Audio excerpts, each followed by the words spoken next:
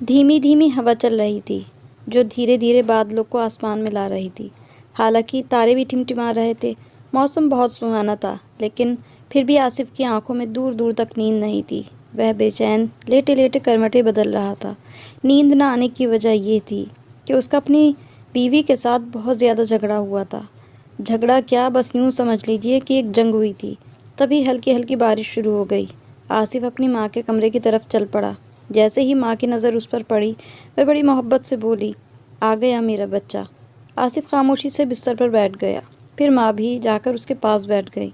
बोली, परेशान न हो, वह तो है ही ऐसी। जब से घर में आई है, एक दिन भी हमने चैन से नहीं गुजारा।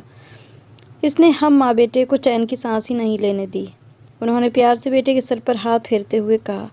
आसिफ के दिल में भी एक दर्द सा उठा, फिर भी वह खामोश बैठा रहा। फिर उसकी माँ बोली, अभी भी कहती हूँ देर नहीं हुई है, इससे पीछा छुड़ा ले, मैं तेरी दूसरी शादी करवा दूँगी। अरे वह राबिया है ना मेरी भांजी, वह तो कितनी खूबसूरत और पढ़ी लिखी भी है। तेरी ज़िंदगी उसके साथ बड़े आराम से गुजरेगी। मैं तो पहले से ही ये नहीं चाहती थी, लेकिन तुम्हारे पापा की पसंद की ये बहू लाई गई है। उन्होंने मेरी एक भी ना सुनी। अगर ऐसा ना होता तो आज हमें ये दिन ना देखना पड़ता। आसिफ खामोशी से अपनी माँ की बातें सुनता रहा। बाहर बारिश हो रही थी। खिड़की के खुले शीशे के पास बिजली चमक रही थी और बादलों की गड़गड़ाहट भी सुनाई दे रही थी। आखिर 1 घंटे बाद बारिश रुक गई और बादल साफ हो गए। आसिफ बाहर निकला और सीढ़ियों की तरफ चल पड़ा। जीना चढ़ते हुए छत पर आ गया। छत पर एक तरफ छोटा सा स्टोर रूम बना हुआ था। आसिफ छत पर चारपाई बिछाकर लेट गया। उस वक्त उसके दिमाग में कितने ही ख्याल आने जाने लगे। वक्त तेज़ी से गुजर रहा था और जब रात को 1 बज रहा था, आसिफ अभी भी नहीं सोया था। वह लेटे लेटे न जाने कब अपने गुजरे हुए वक्त में चला गया। उसके पापा और चाचा दोनों जुड़वा भाई थे और आसिफ के दादा गांव के एक सरकारी स्कूल के प्रिंसिपल थे। जब उसके पापा और चाचा 6 साल के हुए तो उसकी दादी की मौत हो गई। उनकी मौत ने दादा को तोड़ कर रख दिया, लेकिन तकदीर के आगे इंसान बेबस हो जाता है। वह भी बेबस थे। उन्होंने अकेले ही अपने बेटों की परवरिश की, उन्हें पढ़ाया लिखाया। दिन गुजरते रहे। दोनों भाई जवान हो गए क्योंकि उनकी पढ़ाई पूरी हो चुकी थी। दादा ने काफ़ी भाग दौड़ के बाद टीचर की जॉब दिलवा दी। दोनों भाई एक ही स्कूल में पढ़ाने लगे। दोनों भाइयों की 4-5 महीने के आगे पीछे शादी भी कर दी। दोनों भाइयों की शादी के 1 साल बाद पहले आसिफ के चाचा के घर में एक बेटी पैदा हुई, शाजिया। और जब वह 1 साल की हो गई, उसके बाद आसिफ की पैदाइश हुई। आसिफ के दादा ने दोनों की मंगनी बचपन में ही तय कर दी।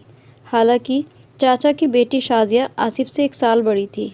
जब आसिफ 6 साल का हो गया तो उसके दादा की मौत हो गई। आसिफ के पापा और चाचा उनकी मौत पर बेपनाह रोए, क्योंकि वो उनके बाप ही नहीं माँ भी थे। उन्होंने बेटों के लिए विरासत में 4 एकड़ ज़मीन और रिटायरमेंट की रकम छोड़ी थी। दोनों बेटों ने मिलकर फैसला किया कि इस पैसे से हम आसिफ और शाजिया की शादी कर देंगे, क्योंकि दोनों ही अपने अपने बाप की इकलौती औलादें थीं। दोनों के ही अपना कोई भाई बहन भी नहीं था। धीरे धीरे वक्त आगे बढ़ा। जब शाजिया 22 साल की हो गई और आसिफ 21 साल का, इन दोनों आसिफ के पापा और चाचा ने फैसला किया कि दोनों की शादी के बाद हज पर जाएंगे। यूँ ईद से 1 महीना पहले आसिफ और शाजिया की शादी कर दी गई। शाजिया और आसिफ बचपन के साथी थे, एक दूसरे की आदत और मिजाज से भी वाकिफ़ थे। आसिफ ने दिल ही दिल में फ़ैसला किया कि वह कभी भी शाजिया को दुख नहीं देगा, हमेशा उसका ख्याल रखेगा। पर यह वादा वह 1 साल तक ही निभा सका। मोहब्बत कब नफ़रत में बदली पता ही न चला। जब एहसास हुआ तब तक बहुत देर हो चुकी थी। उसकी वजह थी आसिफ की माँ। उनका बर्ताव पहले दिन से बहुत ज़्यादा अजीब था। वह अपनी भांजी को बहू बनाने के ख्वाब देखती थी, लेकिन आसिफ के पापा के सामने खुलकर बोल ना सकी। इसीलिए वह अब जालिम सास बन गई थी। इसी वजह से शाजिया उनके गुस्से का निशाना बनती थी। वह आसिफ को उसकी माँ की नाइंसाफ़ी की शिकायत करती थी। शुरू शुरू में आसिफ उसे तसल्ली देते हुए कहता, मैं तुम्हें ज़िंदगी भर खुश रखूँगा, ज़िंदगी के हर अच्छे बुरे वक्त में तुम्हारा साथ दूँगा। माँ की बातों का बुरा न माना करो। वह गुस्से की भले ही तेज़ हैं, लेकिन दिल की बिल्कुल साफ़ हैं। जब आसिफ उसे प्यार से समझाता तो वह मुस्कुरा देती। उसकी मुस्कुराहट को देखकर आसिफ भी खुश हो जाता। वह कहता, ऐसे ही मुस्कुराती रहना, तुम्हारी मुस्कुराहट से ऐसा लगता है कि जैसे पूरी कायनात हंस रही हो। तो वह उसकी ऐसी बातों पर शर्मा जाती। پھر دھیرے دھیرے آصف کا برتاؤ بھی بدلنے لگا۔ اس کی وجہ صرف یہ تھی کہ جب وہ گھر آتا تو اس کی ماں شازیہ کے بارے میں بتاتی کہ آج اس نے یہ کہا وہ کہا۔ ایک بار آصف نے ان کا جھگڑا آنکھوں سے دیکھ لیا۔ آصف کا برتاؤ اسے اندر ہی اندر کھائے جا رہا تھا، لیکن ہونٹ سلے ہوئے تھے۔ وہ اپنے اندر کے شور کو دبانے کے لیے اپنے ہونٹوں پر جھوٹی مسکان سجا رکھتی تھی اور اپنے اندر اٹھتے طوفان کا گلا گھونٹتی رہتی۔ یہی خاموشی تو آصف اور شازیہ کے بیچ درار بن کر دیوار بن گئی۔ وہ احساس کی ہر بات پر خاموش رہی۔ اس نے آصف سے کبھی کوئی شکایت نہیں کی۔ شادی کو 9 سال بیت چکے تھے۔ اس دوران شازیہ اور آصف کے بیچ اتنا فاصلہ ہو گیا تھا کہ جس کو ختم کرنا ناممکن ہو گیا تھا۔ دونوں کے بیچ اب تک کا رشتہ قائم کرنے کی وجہ ان کی بیٹی سحر تھی، جو شادی کے 1 سال بعد پیدا ہوئی تھی۔ اسی سے وہ دونوں بہت زیادہ پیار کرتے تھے۔ گزرا ہوا وقت آج سینہ تان کر آصف کے سامنے کھڑا ہو چکا تھا۔ ایک دن آصف کی ماں نے کہا، بیٹا آج اس نے پھر سے بہت بدتمیزی کی ہے، مجھے ڈائن تک بول دیا، چڑیل کہا ہے اس نے مجھے۔ بیوی تو پاؤں کی جوتی ہوتی ہے، جب تک اسے اپنی حد یاد نہیں دلائی جاتی تب تک اسے اپنی اوقات کا پتہ نہیں چلتا۔ اسی لیے بیٹا میں چاہتی ہوں کہ تم اسے ایسا سبق سکھاؤ۔ آصف کی ماں اس سے شازیہ کے خلاف بھڑکانے لگی۔ آصف بھی فرمانبردار بیٹے کا ثبوت دیتے ہوئے اس وقت غصے میں اٹھا اور کمرے میں لیٹی بیمار شازیہ کو بالوں سے پکڑ کر کھینچا اور غصے میں بولا، میری ماں سے زبان درازی کرتی ہے، تیری ہمت کیسے ہوئی میری ماں کے ساتھ بدتمیزی کرنے؟ آصف غصے میں دہاڑا تو شازیہ بوکھلائے ہوئے انداز میں بولی، میں نے انہیں کچھ نہیں کہا۔ وہ ہکلاتے ہوئے بولی، میرے بال چھوڑو آصف، بہت درد ہو رہا ہے۔ وہ بال چھڑانے کی ناکام کوشش کرنے لگی۔ آج کے بعد میری ماں سے بدتمیزی کی تو طلاق دینے میں 1 منٹ نہیں لگاؤں گا، سمجھی؟ آصف نے نفرت سے اسے دیکھتے ہوئے کہا اور باہر نکل گیا۔ پھر دروازے کے پاس جا کر پیچھے دیکھا۔ شازیہ ہاتھوں میں چہرہ چھپا کر بے آواز رو رہی تھی۔ ہمیشہ عورت ہی کیوں کمزور ہوتی ہے کہ جب جس کا دل چاہا اس پر بھڑاس نکال دی اور عورت خاموشی سے سب سہتی رہی۔ صرف عورتوں کو ہی گھر بچانے کا کیوں خیال ہوتا ہے؟ جس حال میں رکھو، جتنی مرضی گالی گلوچ کرو، لیکن وہ اپنے گھر بچانے کے لیے سب سہ جاتی ہے۔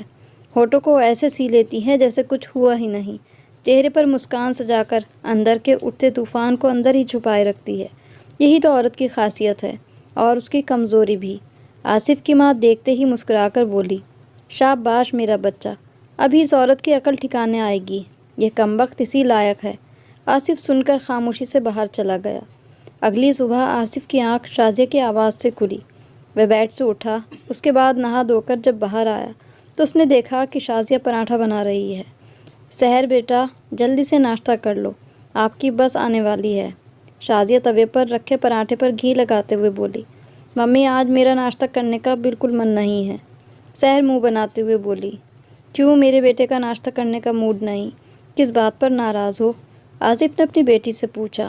پاپا دل نہیں کر رہا، سحر نے جواب دیا تو آصف بھی کچن میں چلا گیا اور جیب سے 50 روپے کا نوٹ نکال کر سحر کو پکڑاتے ہوئے کہا، بیٹا جب بھوک لگے تو سینڈوچ لے کر کھا لینا۔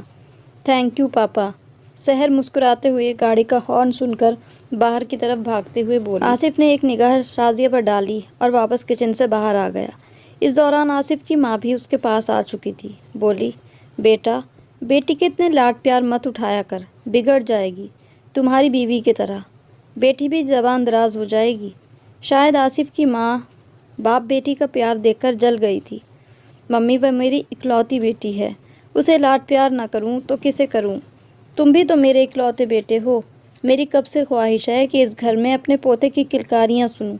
آصف کی ماں سانس لینے کو رکی، پھر بولی، لیکن تمہاری یہ بدبخت بیوی مجھے پوتے کی خوشی دیتی ہی نہیں ہے۔ اب آصف کی ماں نے ایک نیا ذکر چھیڑ دیا، لیکن آصف نے ان کی بات پکڑ لی۔ وہ بولا کہ بیٹی کو اچھی پڑھائی اور پرورش دی جائے تو وہ بیٹے سے بھی زیادہ ماں باپ کی خدمت کرتی ہے۔ اس نے اپنی ماں کو سمجھاتے ہوئے کہا تو شازیہ خاموشی سے میز پر ناشتہ لگاتی رہی۔ مجھے تیری یہ کتابی باتیں سمجھ میں نہیں آتی، اس کی ماں غصے سے بولی۔ پھر وہ اندر جا کر ناشتہ کرنے لگی۔ آصف نے شازیہ کی طرف دیکھا، وہ مسکرا رہی تھی۔ آصف کے سینے میں ایک گہری سانس نکلی۔ نہ جانے کتنے دن سے وہ مسکرائی نہیں تھی۔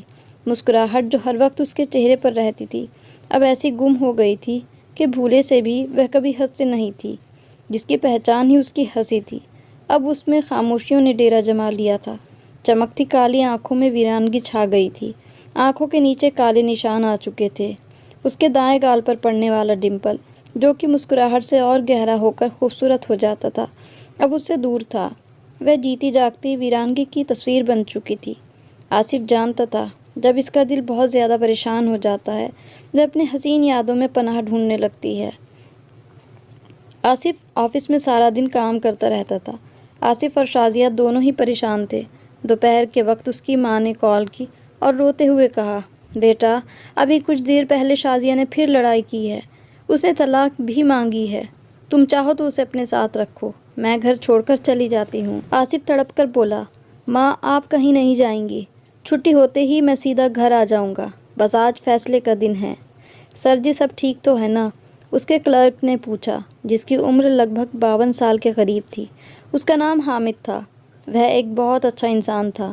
آصف نے اسے اپنی ساری بات بتائی۔ اب آپ مجھے مشورہ دیں کہ میں کیا کروں؟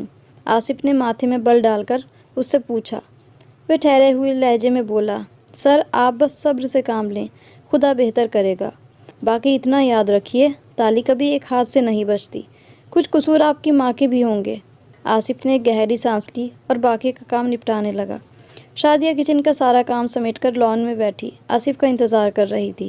شادی کے بعد اس کی عادت میں یہ بات شامل ہو گئی تھی، جب تک وہ آصف کو کھانا نہ کھلا لیتی تب تک خود بھی بھوکی رہتی، چاہے صبح سے شام ہو جائے، اور آصف ہمیشہ اس کے پیار کو جوتے کی نوک پر رکھتا۔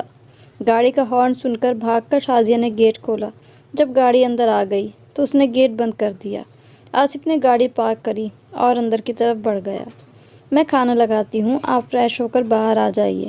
آصف کمرے میں گیا تو وہ پیچھے سے آ کر بولی، نہیں میں کھانا کھا کر آیا ہوں، اور تمہیں کتنی بار کہا ہے کہ آتے ہی مجھے اپنی منحوس شکل مت دکھایا کرو، جاؤ دفع ہو جاؤ یہاں سے۔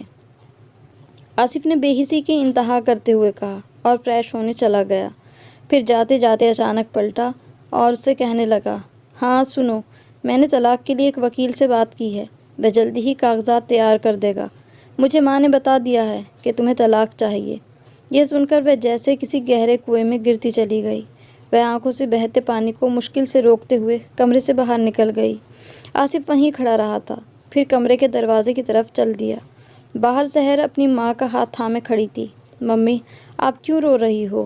سحر نے ماں کی آنکھوں سے بہتے آنسو دیکھ کر کہا، بیٹا میں رو نہیں رہی، شاید آنکھ میں کچھ چلا گیا ہے، اور وہ مشکل سے گلے کو صاف کرتے ہوئے اتنا بول پائی، ارے کمبخت کدھر مر گئی، جلدی سے دودھ لا، مجھے دوائی کھانی ہے۔ اس وقت آصف کی ماں نے اپنے کمرے سے آواز دی۔ آصف کے دماغ میں دھماکہ ہوا۔ حامد نے سچ ہی کہا تھا، تالی دونوں ہاتھ سے بجتی ہے۔ وہ کسی روبوٹ کی طرح جلدی سے کچن کی طرف بھاگی۔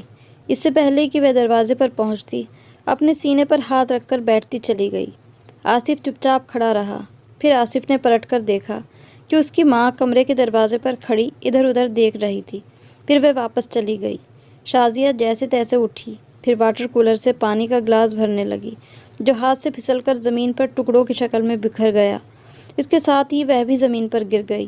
سحر بھاگ کر آئی۔ ماں کو گرا دیکھ کر اس نے آصف کو آواز دی۔ آصف بھاگ کر اس کے پاس گیا اور برآمدے میں پڑی چارپائی پر شازیہ کو لٹا دیا۔ پھر آصف فریج کی طرف دوڑا، لیکن جب ماں کے کمرے کے دروازے پر پہنچا تو رک گیا۔ اس کی وجہ اس کی ماں کی وہ ہنسی تھی۔ رابعہ، تم بھی دعا کرو کہ وہ مر جائے، اگر بچ بھی گئی تو پھر بھی میری باتوں میں آ کر آصف اسے طلاق دینے کا فیصلہ کر چکا ہے۔ کمرے سے آئی ہوئی آواز سے آصف کے ہوش اڑ گئے تھے۔ وہ فون پر بات کر رہی تھی۔ پاپا پاپا، سحر کے پکارنے پر اس کا جسم جیسے حرکت کرنے لگا۔ آصف اپنی ماں کو بہت کچھ کہنا چاہتا تھا، لیکن ابھی اسے شازیہ کی فکر تھی۔ وہ تیزی سے بھاگ کر پورچ میں گیا اور گاڑی نکالی۔ اس نے گاڑی میں شازیہ کو ڈالا اور پھر اسپتال کی طرف چل پڑا۔ ڈرائیونگ کرتے وقت اس کا دماغ پھٹ رہا تھا۔ کل شام والا جھگڑا اسے یاد آنے لگا۔ تمہیں میں نے کتنی بار کہا ہے میرے سامنے زیادہ بولا مت کرو، لیکن تم پر تو کوئی اثر ہوتا ہی نہیں ہے۔ وہ گزرتے وقت کے ساتھ پہلے دن سے ہی خاموشیوں کی گہرائیوں میں اترتی رہی۔ پہلے صرف مطلب کی بات کرتی تھی یا صرف ہوں ہاں میں جواب دیتی تھی۔ منحوس جب سے اس گھر میں آئی ہے، اس وقت سے ہمارے سروں پر منحوسیت کے سائے لہرا رہے ہیں، پتہ نہیں کب جان چھوٹے گی۔ آصف کی ماں زہر بھری نگاہ اس پر ڈالتے ہوئے بولتی اور اس کی آنکھوں میں پانی کے ستارے جھلملانے لگتے۔